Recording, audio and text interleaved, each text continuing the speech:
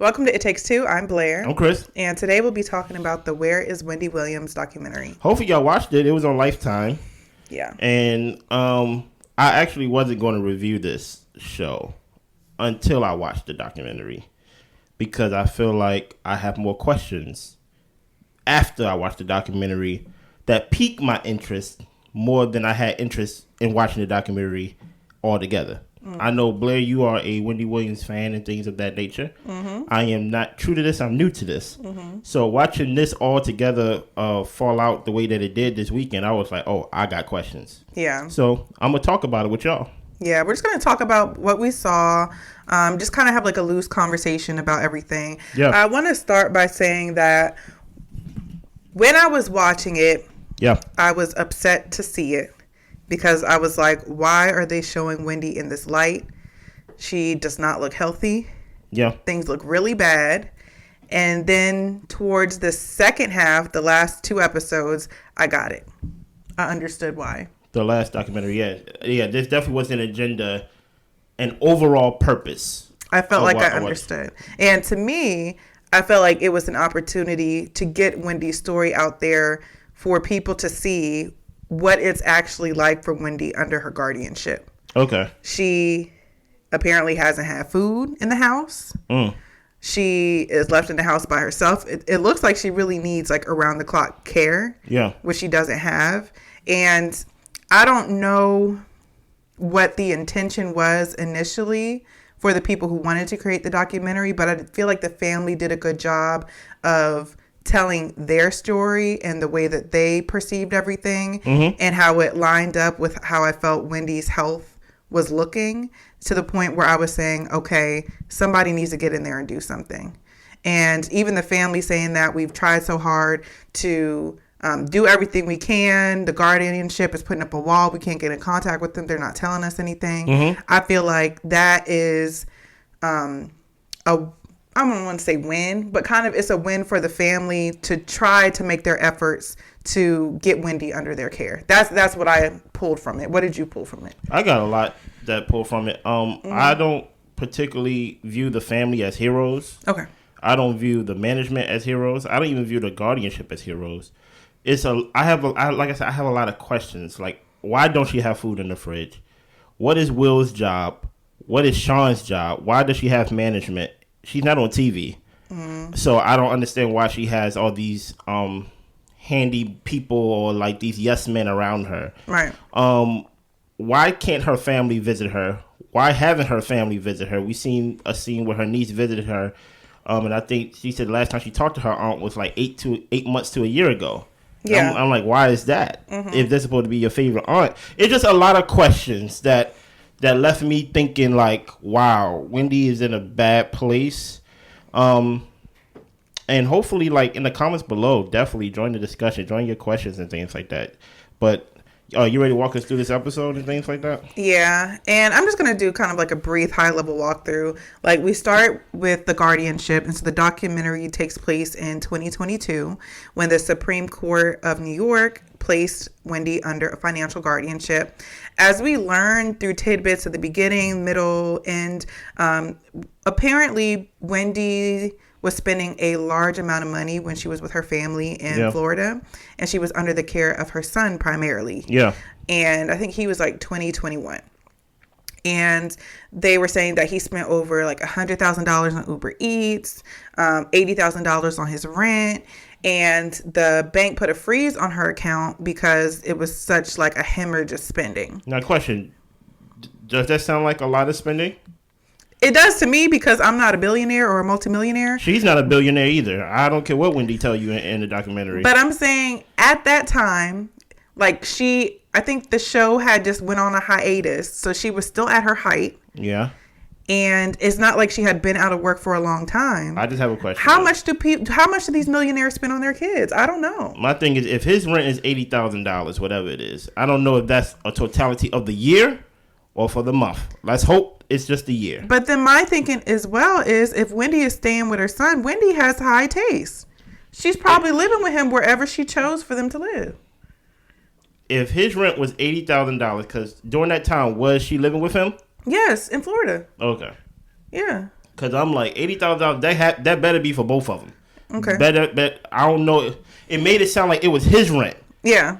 And things like that. And I'm like, if his rent is $80,000, you know wherever she's staying is more than that. Okay. So I'm like, why is his rent $80,000? But like I said, this is coming from someone where I don't live in that lifestyle and things like that. And my thing is, what made this month so special that they put a freeze on her account if this is how she normally spends her money? And as the family told it was because the production couldn't get in contact with Wendy. She wasn't returning their calls. Okay. And the family had made it very clear that, hey, we're not forcing her to go back to work. And around that same time is when the bank put the freeze on the account and they called her for the guardianship and she had to move back to New York. But even if that's the case, that you guys said that you weren't trying to get her to go back to work and all of these dominoes went into effect, she still didn't go back on the Wendy Williams show. That's what I'm saying. Go back to work where? Right. So that's where I'm saying, like, yes, I feel like I gained an understanding of the purpose of the documentary. Yeah. But there were definitely a lot more unanswered questions than answers. Yeah. And maybe I need to make my question a little bit more clear. Before Guardianship even got introduced, why did Wells Fargo put a freeze on her account? That's what I'm trying to figure out. And I understand. I guess it was abnormal spending. But my thing is, if this is how she normally lives, as you were just trying to explain to me about, like, she's rich. But I'm saying, I don't know. But my thing, if this is how she normally lives, yeah. the life of the rich and famous, what made them say, okay, January she spends a lot, February she spends a lot, last year she spent a lot because she's Wendy Williams. What made them say, hey, February on a Monday, we're gonna put a freeze because this is crazy. Yeah. Like I'm like, what made them do that if her lifestyle represents her spending? That's the whole point that gets me kind of confused and kind of makes me go back to her mental health. Yeah. You get things like that. If you look at Wendy Williams, you know she's mentally not there. Yeah. And that's why throughout this documentary, I felt like I was being gaslighted the whole time. Y'all, you have this woman and things like that, and I'm not talking about her eyes being bugged out. What was the thing you told me that, like, Graves' disease? Oh yeah, it was something to where she couldn't control it and things like that. And when she was in better health, you said that she used to do things knowing that she had that she knew how to control. Yeah, like she would like keep her eyes kind of low because she knew that if she really opened her eyes up wide, they would look bugged out. Yes. And so just by the simple fact that she wasn't even holding her face the way she normally knows to, I was like, okay, yeah. She ain't well. Right. So I'm not even going to judge the eyes, right? But I'm judging everything else. Okay. I'm sorry. You get what I'm saying? Like, she looked sickly skinny. Yeah. You get what I'm saying? And like, she don't remember things, and she's like kind of, what's the word? Like, not there. Yeah. So this whole thing of, we gonna get you back to work and we gonna get the show. I just felt like y'all are gaslighting me, because I'm like, there's no way you can look at the Wendy Williams that be on the show, that was on the radio, and look at this version of Wendy Williams and be like, yeah, she's ready. Only thing she needs to do is just get herself together. And I'm like, what's going on here? Right. What am I watching here? Right. To the point where I know I'm skipping through some parts, to where you felt comfortable enough to basically, she says, hey, I want to go to Los Angeles, or you may have put it in her head. I don't know. Yeah. We don't really trust Sean is her name, right? Right, because Sean is from California. Yes, Did you just want to go home? So basically, you thought it was cool enough to put her in a leather high skirt, or like whatever it is, in a shirt that says Gucci in pink, and basically her face is basically painted on pink, and thought that, hey, we just go up to NBC and have a meeting about her show. And that was my thing. And I'm like what am I watching here? We're going to NBC Universal to do what? Where's the pitch? And then even the producers were trying to say, so what are you going to say? And she's like, I'm sure they'll probably want to know, like, the direction we have for the show and all these different things. And they were saying, well, what if they ask you, like, about her health status and, have you talked to any of her doctors? And Sean was like, no, but I guess we'll just kind of answer it as we get there. And I'm like, I'm being gaslight. I'm just like, why are we going into a meeting, number one, unprepared, and number two, she doesn't have any of her management there to actually make a deal. So that was so very odd to me. They literally, if I was to put it as a metaphor, they basically kidnapped somebody from the hospital and just put them in front of in front of big level producers, high executives. And Wendy was saying the whole time, I cannot wait to show them my feet and take my wig off. Which I was like, and please. she kept showing us her feet in the documentary. Yes. She has lymphedema, and they were very, swollen. And my thing is, how do y'all feel watching this documentary? Because I felt like everyone kept telling us, especially when they was having a one-on-one confessionals and things like that, they was like, yeah, we think Wendy's good. And I'm just like, oh yeah, I'm definitely like, I'm being pranked right now. I'm waiting for Ashton Kutcher to come through the door and be like, you know what? Yeah, this is not the real documentary. We're going to put the real documentary on. Because I'm like, any person who, for one, dealt with someone who's been sick or just knows, like, okay, she don't look the same as she did back in the day. She's not well. Yeah. So what make you think that she over here, quote unquote, she don't remember your name, and when she do remember your name, she knows you as the black girl that need lipo, and like she just basically insulting you, basically have no filter, which could be a symptom of dementia or stuff like that, to where she can't control her impulses, her impulses and filter. And you're just like, okay, we know Wendy to be quick on her feet and quick witted, but we never knew her to be this type of like person to where she's just like outwardly mean, to where she can't control what she's saying. Yeah, there was always intentional. There was always an intentional point to what she said. And for everybody to be like, she just good, for her manager, Will, to just be like, yeah, she good. Only thing you need is a sleep, or basically what, or like you doing sleep, get up. And I'm like, she's not doing this like on her free will. She's not well. But go ahead, continue with your outline. I went on a tangent. No, but just to kind of wrap up the LA situation. I mean, before the meeting, they went out to eat, and she had 2 cocktails before the meeting. Yeah. And Wendy is not supposed to be drinking at all. Yeah. I mean, they made it abundantly clear when Will went in and found the liquor in her room and threw it out and everything like that. And then Sean was even asking her, do you want to go to the Oscars this weekend? And she said, yeah, I want to wear this. With her t-shirt, her shorts, her tights, and her furry boots. At first she said, what's the Oscars? Yeah. Yeah, she said, what's the Oscars? And you thought, after she said that I'm still going to drive to NBC. Right. And put her in front of these people and embarrass. Like, you're the publicist. No, she's not like, as a publicist, you want your person to look the best they can. But my thing is, Sean thinks because she's saying everything's fine and she's putting a spin on it, then it's fine. When you take her in front of people, we see for ourselves. Your spin does nothing for this. She's not a good publicist. No. And she ain't going to be hired by nobody. Which leads me to my point. And I hate to do this in Black History Month. Okay.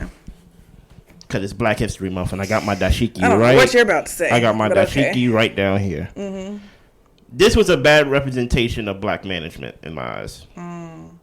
Like, I know, like, that. Okay, Chris, where are you going with this? Just follow, right? She had a black manager. She had a black publicist, black management, it looked like. Just a team of black people around her. And it was literally a clown show.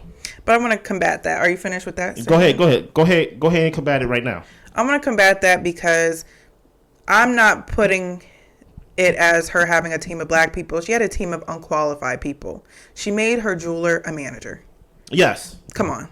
Okay, well, matter of fact, let's add to it. Let's put some facts down to basically get it out the way. Number one, Wendy Williams is an alcoholic.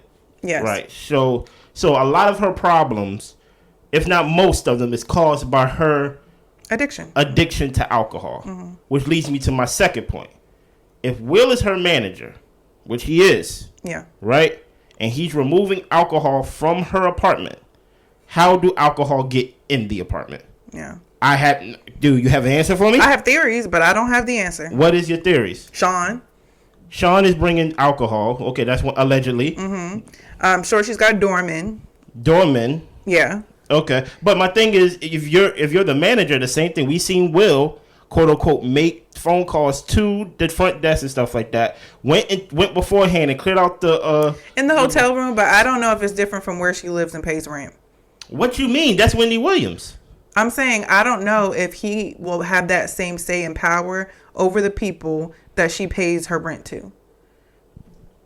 Okay. Like he can tell the hotel people that, but according to them, they'd be like, "You just came around a year ago. Wendy's been paying us for the past 20 years. I ain't buying that, but go ahead. So I'm just saying, these are my theories. My theories is even worse than that. I think we'll be playing it, allegedly. Possibly. I think... I mean, I don't trust him, so it really could be anything. There's no way that you can tell me, and Wendy Williams was very clear, like, she don't know how to work no apps or anything like that. I'm like, for someone who has this much of an alcohol addiction, right, to the point where I think they mentioned in the first part that her son don't like being around her when she's, like, drinking and things like that. Or somebody in her family don't like being around her because they was like, they don't drink, they don't want to be around her, things like that. Well, most of the people in her life, when they tell her about her drinking or try to keep her from it, they say she pushes you away. Yeah. So that leads me to my other point where everybody just so quick to say, why don't they just release it to her family? I don't know what her relationship was with her family. You get what I'm saying? Yeah. And just because we may have the last name and we may share the same blood doesn't necessarily mean that we're family. So I don't know at the height of her stardom what was her relationship with her family. I think you educated me at one point. She wasn't cool with her brother. No, she wasn't cool with her brother. And her brother was coming out talking like crazy stuff about her. So I don't even think that relationship was good. And I don't know how close she was really with her family prior to this. I mean, she was living and doing her life in New York with her husband and her son.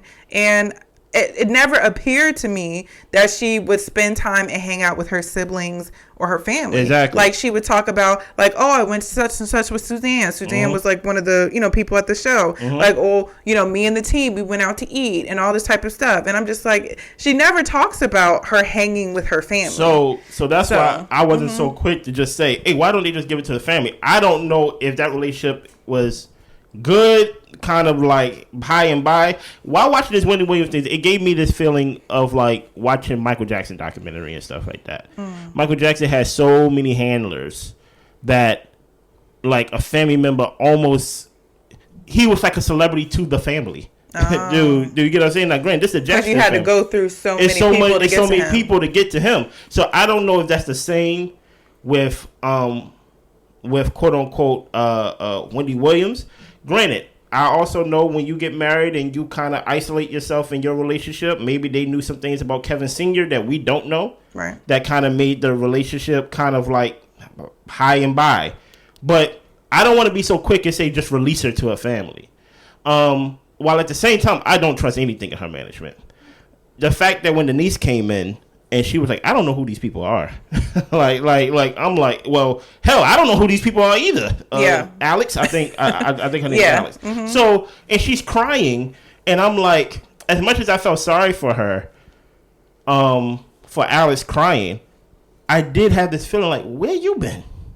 I felt that way as well. Really I would say all the family except her dad, because her dad he's just out here trying to do his best. He old and survive. Exactly. But even her son, I understand he's in college. Yeah. But I just felt like there was not as much rallying as I would have loved to see. Like, even if she can't live in Miami, is there not like something we can do to where people can take turns to come visit her? It's really 8 months to a year before people can lay eyes on her. Yeah. Like, is that the guardianship, or are y'all just not going to see her? Like, it was, I didn't get that answer. A lot of things that's unanswered, which let me put a bow on this, because I kind of left y'all hanging a little bit on this black management thing. I'm not talking about like, oh, just because you got a black manager, it should, we shouldn't trust them and things like that. But you hear throughout the time that we're not judged equally as everybody else. Right. You get what I'm saying? So with us, we got to be kind of on our toes even more, because if you quote unquote look like Sean and doing things like Sean is doing, you look untrustworthy, and it makes the people that may come after you that is qualified bad. You get what I'm saying? Yeah. Especially with someone that is such as a high level of stardom as Wendy Williams. I should have a manager like Sean. Yeah. Because I'm nobody. You get what I'm saying? Kidnap me and take me to Los Angeles. Lie to me and say you got a meeting with NBC. Okay. I'm just Christopher of YouTube. Yeah. But this is Wendy Williams. You would think she would have the best of the best management. Yeah. The best of the best team. And this team just look like, is it called Circus Soleil or whatever it just looked like Universal Circus. Uh-huh. Will is yelling at Wendy Williams if they equal. I'm like, what is going on? Yeah, I couldn't believe it. I'm like, this is not your sister. Right. This is not your best friend and things like that. This is your boss. Yeah. You get what I'm saying? And you talking to her as if like she making you look bad. Why there's no food in the fridge? And my thing with Will is like his primary concern. I felt like Wendy at times was his concern, but I think his primary concern was the Guardian. He said, I got to do this because of the Guardian. Yep. I can't believe she left because of the Guardian. Yeah. How am I going to explain this to the Guardian? Yeah. And I'm going to tell you, yes, that should be a heavy weight on your head. Because I don't know if the Guardian can hire or fire you, but the Guardian is definitely making sure you're getting your paycheck. And that's my whole point. So, it make it seem like they are kind of robbing her. Because y'all keep over here selling her these fake dreams, talking about we gonna get you together for your show. No, I don't think nothing's wrong with her.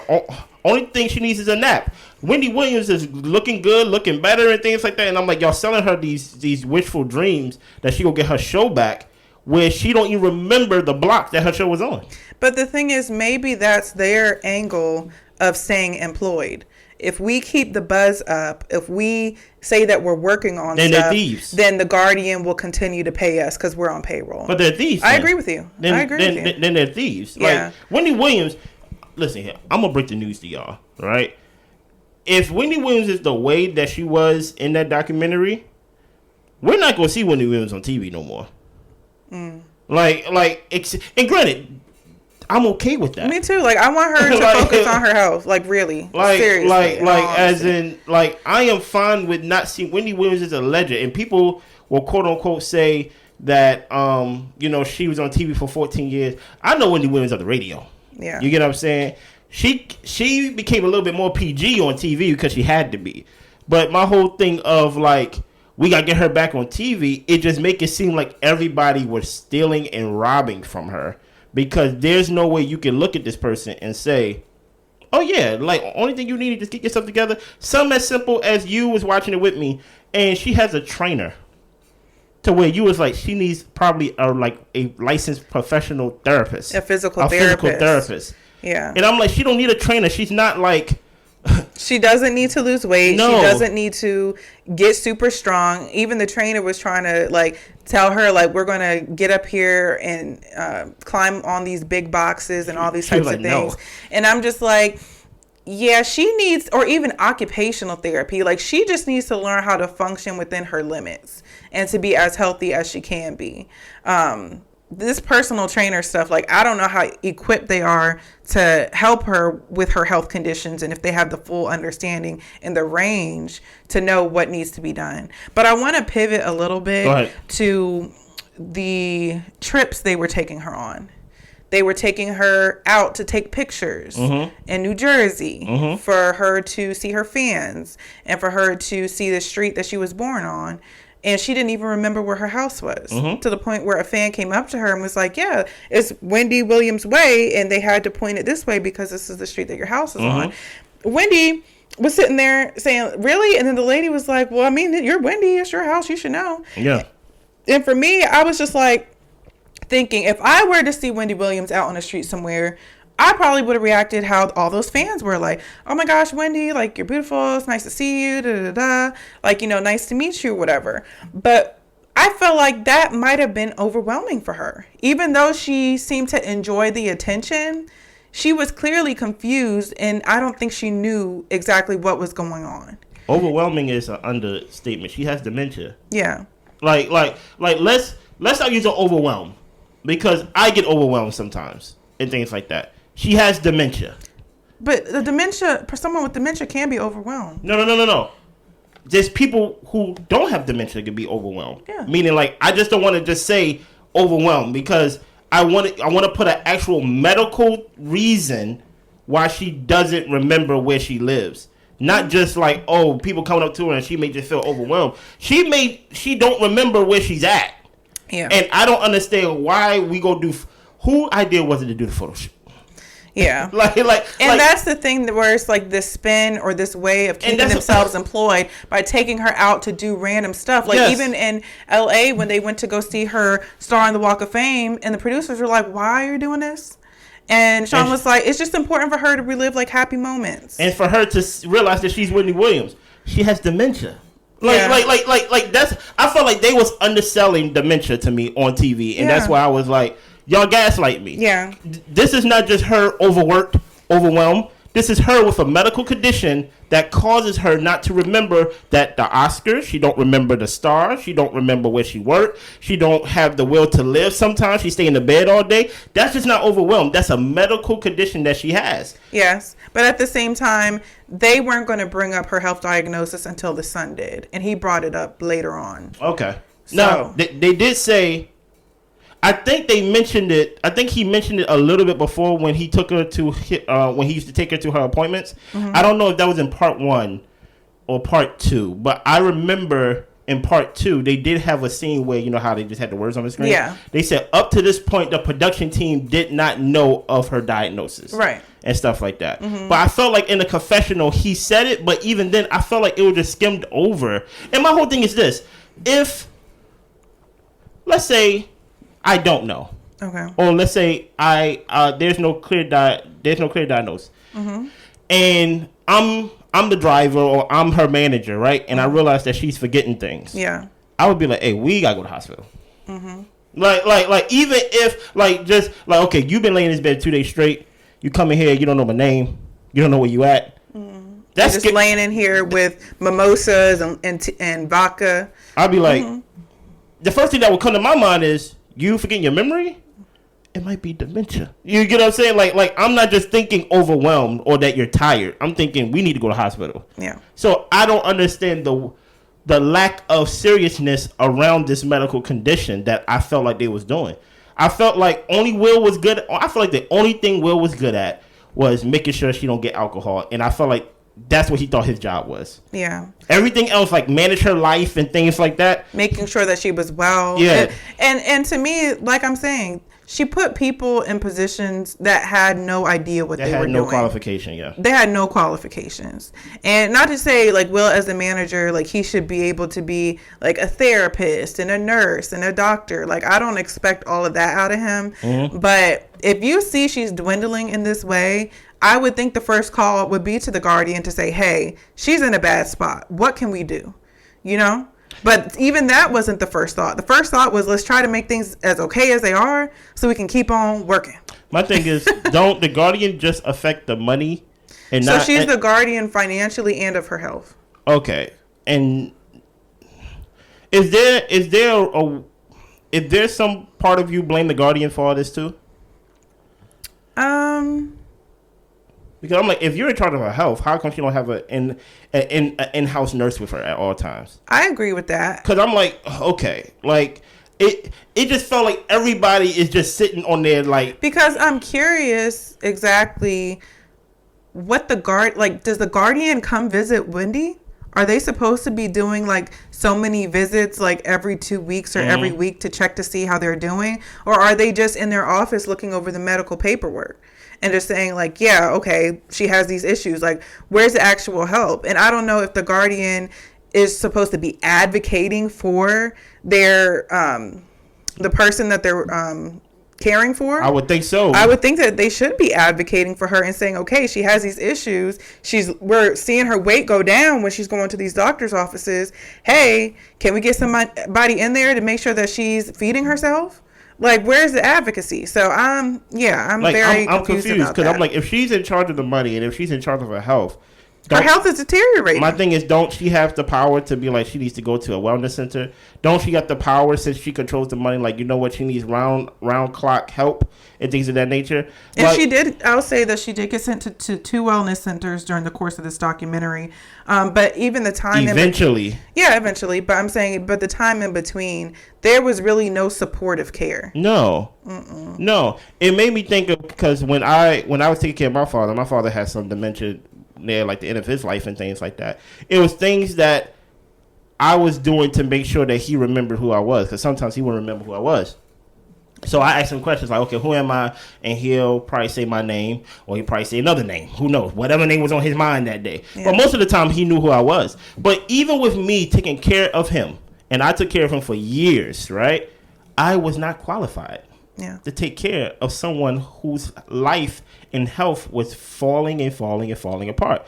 And I did a wonderful job. You get what I'm saying? No, you were definitely a 24/7. But I was not qualified. Yeah. You, to Blair's point, she has a team of unqualified people who are just, in my opinion, just trying to keep a job because they like, as long as, and Wendy don't got to know who I am, but the guardianship can know who I am and I'm getting paid. And I'm like, she's not going to work.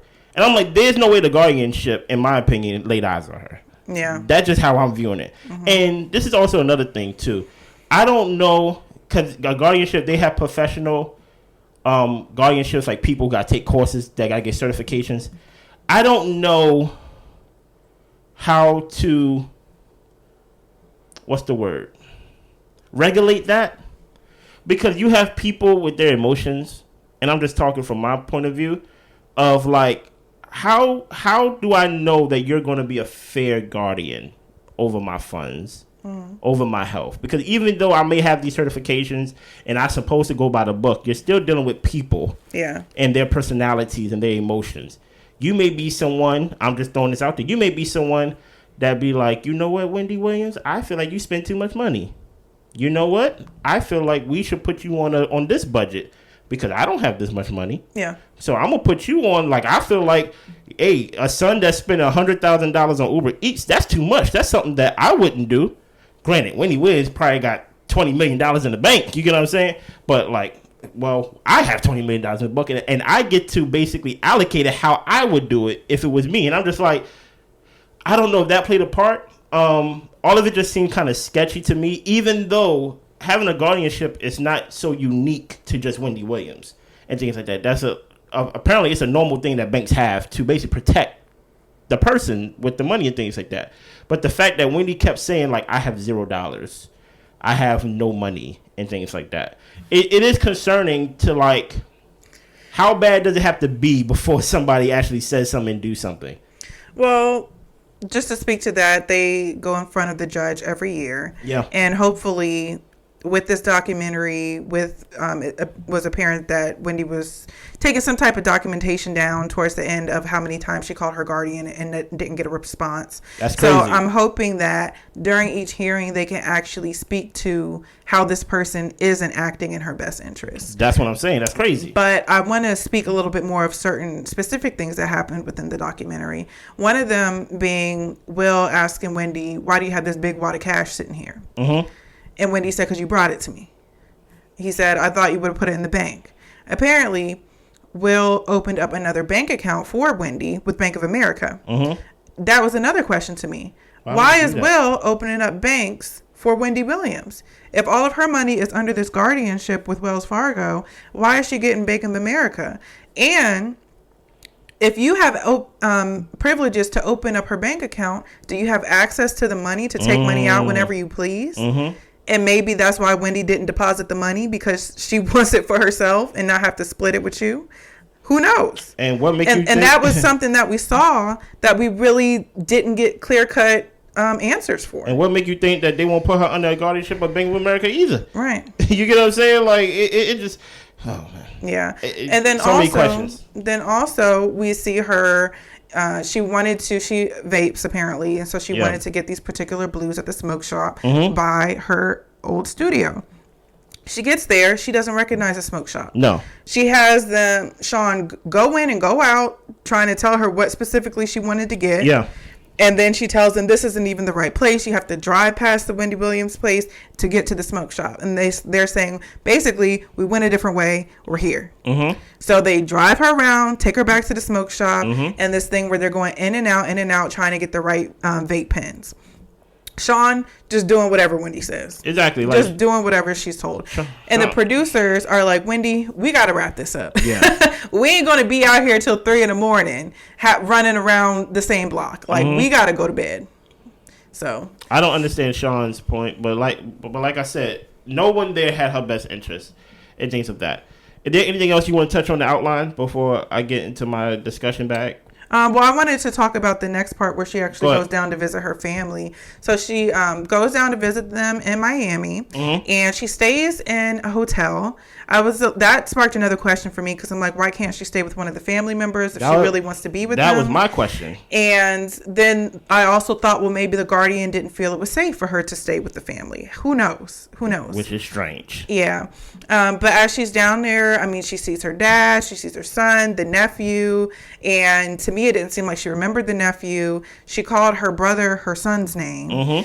And clearly, Wendy's not mentally there. No. She's not mentally there. No. And I mean, pretty much where we ended was her sister ended up coming onto the documentary. Yeah. She was against it at first.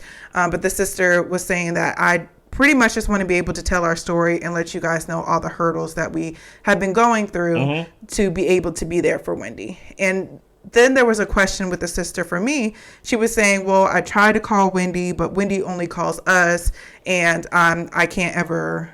It didn't seem like she couldn't reach her. It sounded like she didn't try calling her. So I was very confused about that as well. I'm just very confused on how does she go to a facility and no one can see her? And nobody knows where she's at. Like, what am I watching here? Yeah. No, where is Wendy Williams? No, literally. You get what I'm saying? Yeah, like, but go ahead. I finished pretty much my outline. Question. Due to Wendy Williams' occupation or what she did for a living, a lot of people felt like this is karma. That Wendy Williams, she's quick to talk about somebody's life. She's quick to throw somebody under the bus. She's quick to make someone's life the hot topic. Yeah. As she says, I does the hot topics. Okay. You get what I'm saying? How do you feel about karma? Do you believe this is like karma in a way of like, well, look at you now, Wendy Williams. You talk about people, and now look at you. Your feet is this way. Your mental is this way. You don't have no money now and things like that. You can't even do what you love.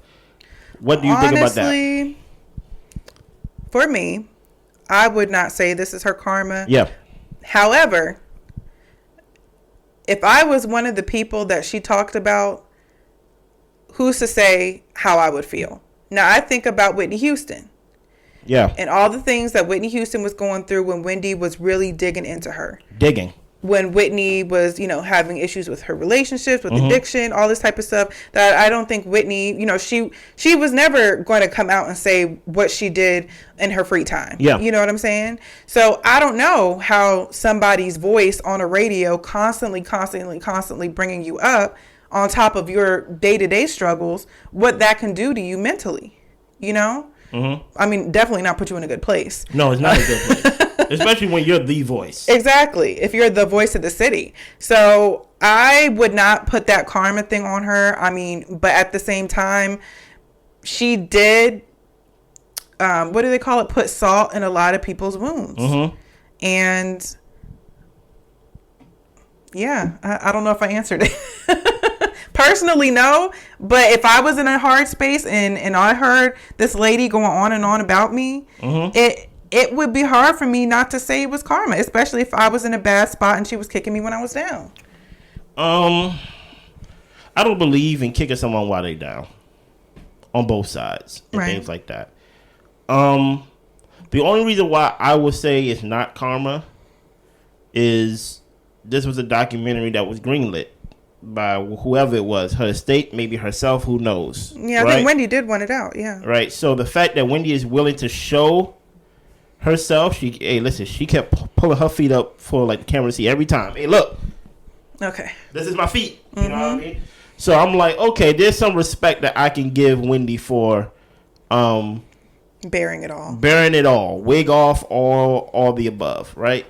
But I do believe the only reason why I do not agree with those people is because I do not believe that a lot of those people was practicing what they preaching when they was listening to Wendy Williams back in the day talking about folks. Okay. A lot of people like hot topics. A lot of people like gossip. And if you are one of the few ones that felt like Wendy Williams, you've been wrong your whole time and things like that, meaning like how you gossip about people, then guess what? Kudos to you. But I feel like I don't want people to quote unquote rewrite history and all of a sudden get on their soapbox or get on their high throne and talking about, well, this is your karma. Well, how many times you viewed Wendy Williams? How many times you tuned in and listened to and laughed at her jokes and things like that? Right. So I'm gone to her show. Exactly. So I'm not too quick to be holier than thou when it comes to like, this is your karma. Well, no. Like, the thing about it is, guess what? The ones that laugh and participate in it, because in order for Wendy Williams to continue to do what she did for years and years and years and years and years and years, she had supporters. She did. She had listeners. She had viewers. You get what I'm saying? So it's like, y'all was liking it at one point. Well, okay, I want to say it more matter-of-factly. Okay. I don't think it was her karma. I think it was her choices. Oh, no, that led her to this. It's definitely her choices. The alcohol is definitely... alcohol is definitely the drugs, the life she was leading was not one to put her in the best place of health by the time she reached 59, 60 years old. Yeah. She was living a fast life. And addiction, you start the drugs, you start the alcohol, everything's cool, you have it under control until you don't. Mm-hmm. And so I think that's where Wendy found herself, and she's basically in a point where somebody has to pull her out. Mm-hmm. So, where does this leave? Where does this leave Wendy Williams now for her career? Will this be the last we see Wendy Williams based on the alcohol? I think it's called alcohol-induced dementia, or whatever it is. You shared something with me that, possibly it could be reversed. If she takes care of herself, if she's in a good environment, things like that, it's not the same as like hereditary dementia and things like that. Just on the little bit we looked at. Mm-hmm. So, do you think, based on, let's say she gets a better guardianship, maybe they appoint her a new one, maybe she gets well enough to where she's, good. Do you see Wendy Williams coming out on the other side of this better than what we viewed her in this documentary? I don't, unfortunately. Me neither. I don't. I do hope that she gets healthier and at least stable, but I don't necessarily want to see her on TV and out here and doing what she's been doing before. Mm-hmm. And I would think that, as much as we enjoy the gossip and all this type of stuff, when you really have like a life changing health issue, you kind of ease up on how hard you are on other people. Actually, I want to take that back because she was going through stuff while she was talking about people. So I can't speak for Wendy. I don't know. But no, I don't want to see her out here. I just want to see her happy, healthy with her son. It seems like that's the only person she really loves and cares about, her son and her dad. But I'm saying I don't think she will get there. Well, okay. You don't think she's going to be healthy at all? No. Oh. I don't think so.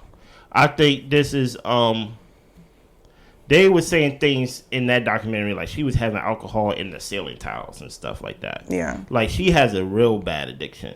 And unfortunately, the end of the road for addiction, it leads all to the same place. Yeah. It really does. Like I said, I really did felt like I was watching the Michael Jackson documentary. Mm. And the thing about it is, Michael Jackson, it looked like he was getting himself back together because there was a point where he was like really down. And then he got himself back together. And then he did the, I'm going on tour one more time. This is it tour, or like whatever it was called during that time. And then he was rehearsing and he looked good and things like that. But behind the scenes, he was getting put to sleep. Yeah. To have rest. You get what I'm saying? To the point where people was blaming the doctor and things like that. Like, hey, what you did was not practical. And like the way you did things, basically the type of drugs he was getting was enough to put elephants to sleep and things like that. And then one day he just didn't wake up. Yeah. And that's the unfortunate part about it. Like, it just leads to that type of ending. You get what I'm saying? And for me, just because we like Wendy, and when I say like, I mean that very likely. I don't know the woman. You know what I'm saying? But just because I was entertained by her at one point, at least for me. Right. It's not favoritism. Like, it leads to the same place. Right. It leads to it. Is there any, outside of the accountability that she needs to take for herself, is there any blame that we give to Kevin Singer, the husband? Yeah. I mean, he... And do you... And this may seem kind of left field. Do you expect him, even though he cheated on her, had a baby on her, but he been with her all for a lot of years, do you think there's any expectation that he should step in and take some reign? I want him to stay where he's at. Okay, damn. Stay over there with that lady and that baby. Okay, damn. Because I feel like him coming over there is just going to bring her more stress and more heartache. Because she really loved that man. And she was really hurt and asked for the divorce, when she found out about the baby. Yeah. So he need to stay wherever he's at. Now, placing blame on him, sure. Okay. I mean, I can definitely place some blame on him. At the same time, you put the alcohol and the drugs in your own body, but who's to say that he wasn't right there with her, getting it to her? I don't know. I still want to know, how did she get alcohol in her room? Yeah. But to further answer your question, they were also saying that he was the one making sure she was sober, getting up for work every day. That's what I'm saying. And when he left, she really went down into the pits. But that could also be because he wrecked shop on her life. Or maybe he was a structure. Listen here. Or maybe he was a structure. Like I said, there are more questions than answers. The only way that he gets paid is if she gets paid. So he's like, hey, no more of that. You know what I'm saying? Maybe it was a selfish of him to make sure that she got up and go to work, because he's like, I need the money. But what do you think about any blame on him or thinking he should step in? Maybe it's my integrity, but if I've been married to somebody for a long time and like we got one kid, well, now we got two. You know what I'm saying? But well, I have two. Right. But we got a kid, he's my namesake, you know what I mean? It's very hard for me to be talking to my son and be like, and not ask, how is your mother? Yeah. Or to not at least like pop in, because it's like, okay, I did you wrong and things like that, but it's like, I knew you for years. It's hard for me to not like check in on you. I don't know, it's weird. But you're also a loyalist. I am a loyalist, though. Yeah, and that is my strong suit and my downside. And you are there for your people regardless. But my thing is, like, that's still wild, though, because that's my son's mother, though.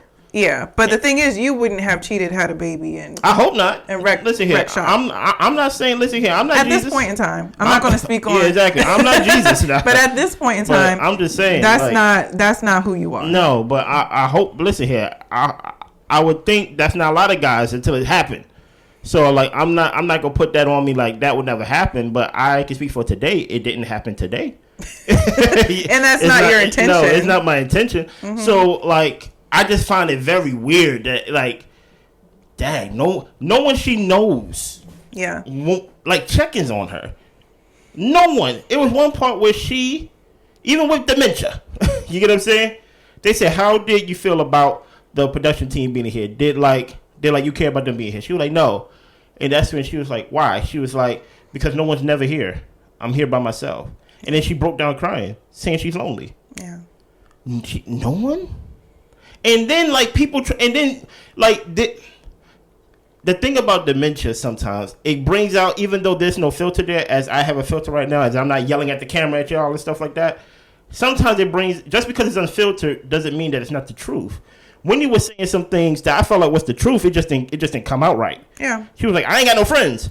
You get what I'm saying? And they were like, you got friends, Wendy. But she's always said she hasn't had friends, even when she was in her right state of mind. I got this team of mine, of Will, and like the Black Avengers trying to convince me that I got friends. They say, all these people love you. You got a lot of friends. And they keep telling her she's an icon, and it's just like she's a prisoner in her own house. And I'm just like, she is an icon, but what do that serve the conversation? Yeah. She's saying she ain't got no friends, and you're like, yes, you do.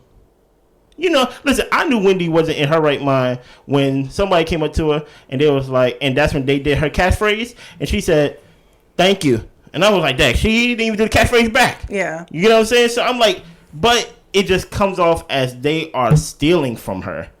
It seems like the guardianship haven't guarded Wendy's, right, which allowed these thieves to come in, allegedly, right, and employ themselves.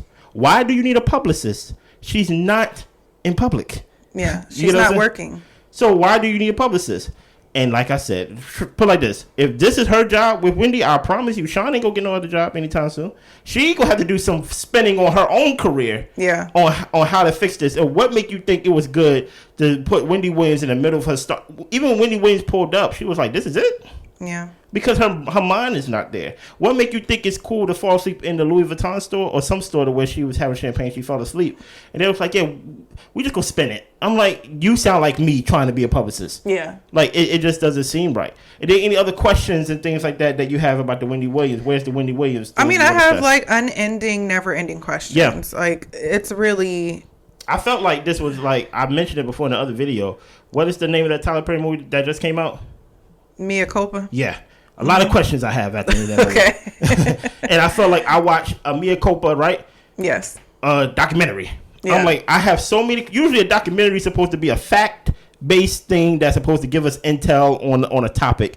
And I just left with more questions. Yeah. It just really gave us a peek at her life in this current time. Mm-hmm. And I hope that the family, and number one, I'm hoping the family really is 100% trying to do what's best for her, because it was very concerning that people haven't been out to see her. And I mean, the niece Alex went up and visited her, so why can't we do this more often?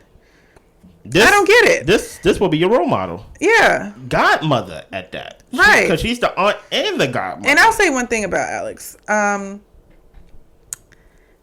I think she was definitely shocked by the state of health her aunt was in. Of course.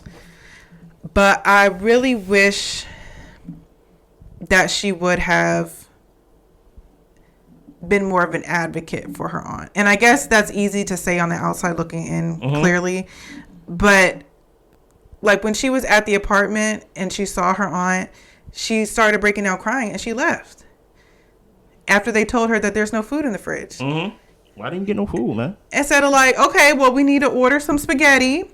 Let me go ahead and get this together. Auntie, put your robe on. Did you take a shower today? You know, but maybe for the first initial reaction, it was too much. Maybe it was. But I'm just like, if you're learning all this stuff, then it's like, okay, I'm here. What can I do? What can I put my hand on? Like, you got stuff in boxes over here. What are we doing with this? Can I take this somewhere?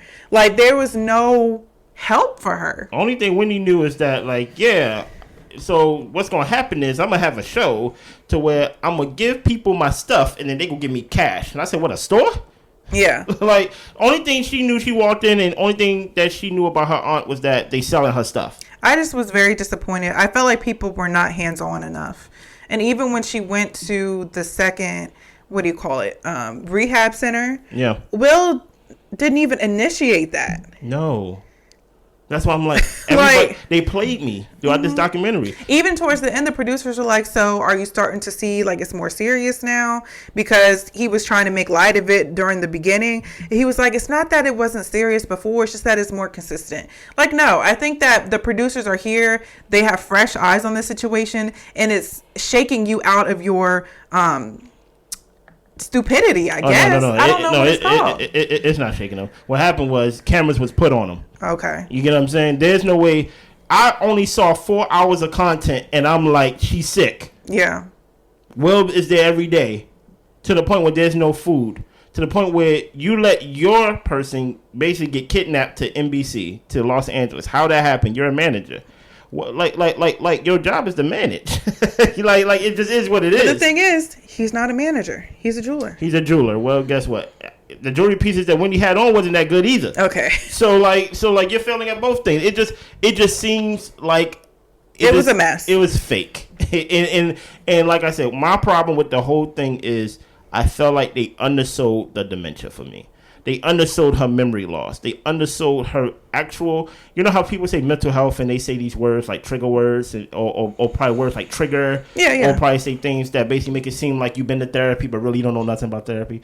Like, no, she actually has a mental issue to where it affects her brain. Yeah. You get what I'm saying? And I felt like they was underselling that, at least for the whole first part. And no one really took into account. Like, for example, he said, yeah, she went to Los Angeles, this Will talking, and because she had those drinks in Los Angeles, it kind of knocked her off, and now we got to restart. I'm like, no. It's worse than that.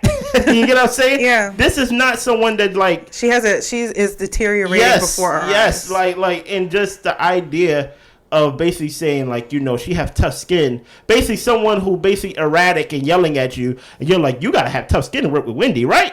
And I'm like, does she normally yell like this? No, she don't. She's sick. It doesn't occur to you that maybe she's out of her mind, literally. Right. And I felt like all I've seen throughout this documentary was Wendy out of her mind, and everybody keep telling me she good. And I'm just like, how? Just playing in our face. Yeah, I'm just like, how? Like, how that even makes sense? Yeah. Anything else on this documentary? No, Jesus, work it out. That's all I can say. Well, you know what? Like I said, everybody got to pay for their actions. So I don't know what to do. You get what I'm saying? Your prayers to everybody involved. You know what I mean? But like I said, whatever you sow, you will reap. When it comes to your health, when it comes to how you treat people. And like I said, I hope, to your point, with her family, that they do have her best interest at heart. You know what I'm saying? But I guess we will know. Hopefully it turns out good. If not, yeah, it just is what it is. Because they're having a hearing this year, so I'm going to be tuned in to see what the decision is. Yeah, I probably won't, but just tell me. I'll let you know. Yeah. Y'all be good. Bye.